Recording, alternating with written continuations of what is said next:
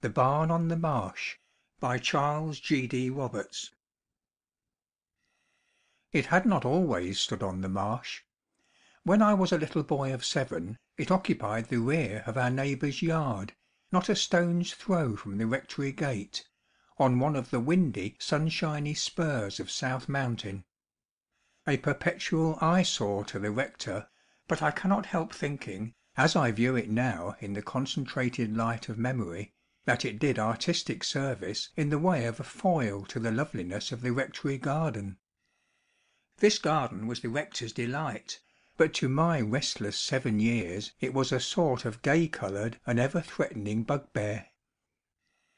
Weeding, and especially such thorough, radical weeding as alone would satisfy the rector's conscience, was my detestation, and, moreover, just at the time of being called upon to weed there was sure to be something else of engrossing importance which my nimble little wits had set themselves upon doing.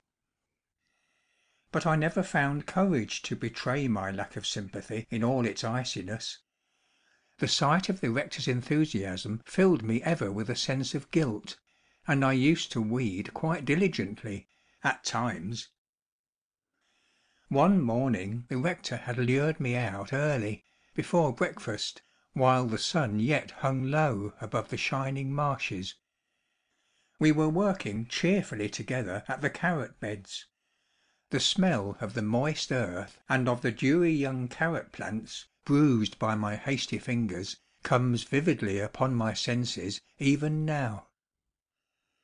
Suddenly I heard the rector cry, "Bother!" in a tone which spoke volumes.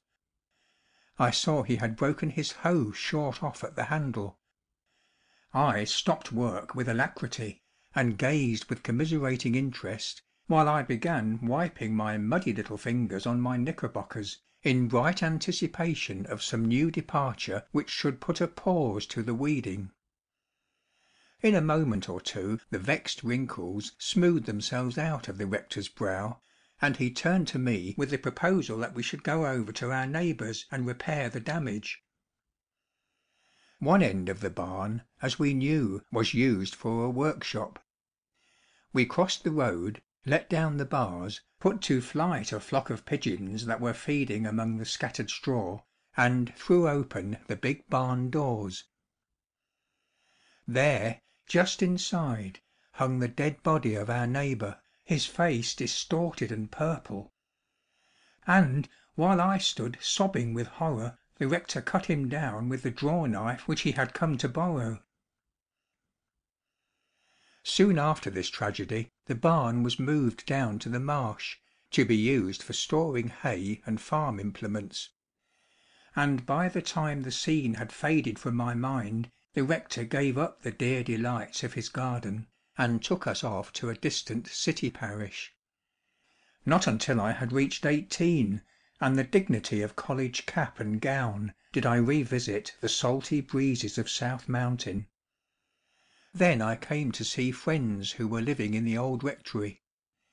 About 2 miles away, by the main road, dwelt certain other friends with whom I was given to spending most of my evenings, and who possessed some strange charm which would never permit me to say good night at anything like a seasonable hour.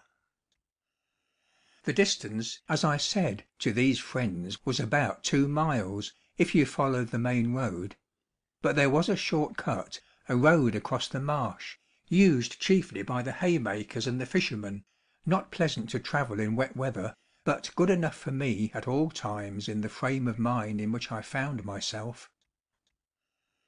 This road, on either hand, was bordered by a high rail fence, along which rose, here and there, the bleak spire of a ghostly and perishing Lombardy poplar. This is the tree of all least suited to those wind-beaten regions, but none other will the country people plant. Close up to the road, at one point, curved a massive sweep of red dyke, and further to the right stretched the miles on miles of naked marsh, till they lost themselves in the lonely, shifting waters of the basin. About 20 paces back from the fence, with its big doors opening toward the road, a conspicuous landmark in all my nightly walks, stood the barn. I remembered vividly enough, but in a remote, impersonal sort of way, the scene on that far off sunny summer morning.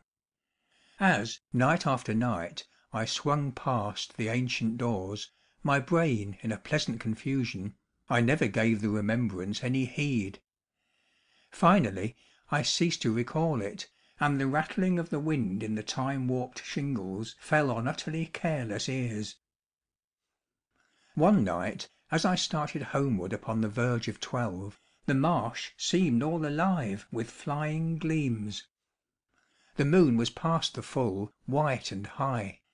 The sky was thick with small black clouds, streaming dizzily across the moon's face, and a moist wind piped steadily in from the sea. I was walking swiftly, not much alive to outward impressions, scarce noticing even the strange play of the moon shadows over the marshes, and had got perhaps a stone's throw past the barn, when a creeping sensation about my skin, and a thrill of nervous apprehension made me stop suddenly and take a look behind. The impulse seized me unawares, or I should have laughed at myself and gone on without yielding to such a weakness. But it was too late. My gaze darted unerringly to the barn, whose great doors stood wide open. There, swaying almost imperceptibly in the wind, hung the body of our neighbour, as I had seen it that dreadful morning long ago. For a moment I could hear again my childish sobs, and the remembrance of that horror filled me with self‐pity. Then, as the roots of my hair began to stir, my feet set themselves instinctively for flight. This instinct, however, I promptly and sternly repressed. I knew all about these optical illusions, and tried to congratulate myself on this opportunity for investigating one so interesting and vivid. At the same time I gave a hasty side thought to what would have happened had I been one of the superstitious farm hands or fishermen of the district. I should have taken to my heels in desperate terror, and been ever after faithfully persuaded of having looked upon a veritable ghost. I said to myself that the apparition, if I looked upon it steadfastly, would vanish as I approached, or, more probably, resolve itself into some chance combination of moonlight and shadows. In fact, my reason was perfectly satisfied that the ghostly vision was due solely to the association of ideas. I was fresh from my classes in philosophy, aided and abetted by my own pretty vivid imagination. Yet the natural man, this physical being of mine, revolted in every fibre of the flesh from any closer acquaintance with the thing. I began, with reluctant feet, to retrace my steps, but as I did so the vision only grew so much the clearer, and a cold perspiration broke out upon me. Step by step I approached, till I stood just outside the fence, face to face with the apparition. I leaned against the fence, looking through between the rails. And now, at this distance, every feature came out with awful distinctness, all so horrible in its distortion that I cannot bear to describe it. As each fresh gust of wind hissed through the chinks, I could see the body swing before it heavily and slowly. I had to bring all my philosophy to bear, else my feet would have carried me off in a frenzy of flight. At last I reached the conclusion that since my sight was so helplessly deceived, I should have to depend upon the touch. In no other way could I detect the true basis of the illusion. And this way was a hard one. By much argument and self-persuasion I prevailed upon myself to climb the fence, and with a sort of despairing doggedness to let myself down on the inside. Just then the clouds thickened over the face of the moon, and the light faded rapidly. To get down inside the fence with that thing was, for a moment, simply sickening, and my eyes dilated with the intensity of my stare. Then common sense came to the rescue with a revulsion of feeling, and I laughed, though not very mirthfully, at the thoroughness of my scare. With an assumption of coolness and defiance I walked right up to the open doors. And when so close that I could have touched it with my walking stick, the thing swayed gently and faced me in the light of the reappearing moon. Could my eyes deceive me? It certainly was our neighbour. Scarcely knowing what I did, I thrust out my stick and touched it, shrinking back as I did so. What I touched, plain instantly to my sight, was a piece of wood and iron, some portion of a mowing machine or reaper, which had been, apparently, repainted and hung up across the door pole to dry.